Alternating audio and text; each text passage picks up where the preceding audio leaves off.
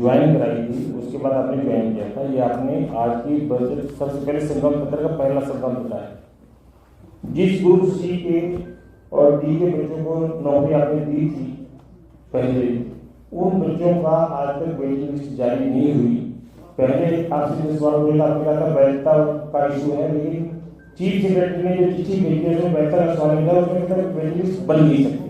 तो सभी बच्चे आपसे मिलते रहे, प्रोफेसर साहब से मिलते रहे और वेटिंग लिस्ट बनने की बात होती रही। तो एक तो विषय सब बच्चे जाना चाहते हैं वेटिंग लिस्ट का, और आगे क्योंकि सीईटी के बाद पहली भर्ती हुई है जिसमें वेटिंग लिस्ट नहीं है, तो इसमें क्या चेंज होगा? दूसरा जो एचपीएससी का आपने जवाब दिया, एक सवाल और एचपीएससी का आपने कहा हरियाणा के बच्चे हिमाचल में भी नो डाउट उसमें जो जनरल कैटेगरी में कोई कहीं का बच्चा कहीं भी अप्लाई कर सकता है और मेरिट पे उसका सिलेक्शन होता है, लेकिन जो पद व्यक्तिगत रह जाते हैं, पूरे बच्चों की भर्ती नहीं हुई, इशू ये आ रहा है।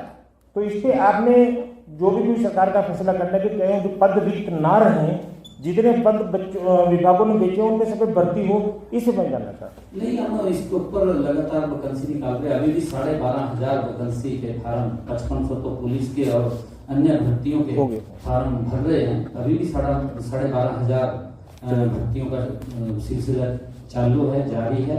और मैं आपको बताना चाहता हूँ, वो तो एक बटन से 25,000 को मिली थी, और अगर हम इस साल की बात करें तो लगभग 35-36 हजार बच्चों को हम नौकरी दे चुके इस साल में।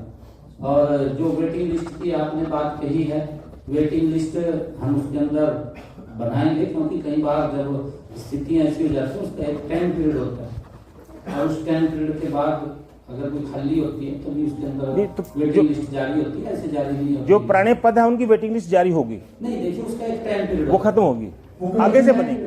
सीएम साहब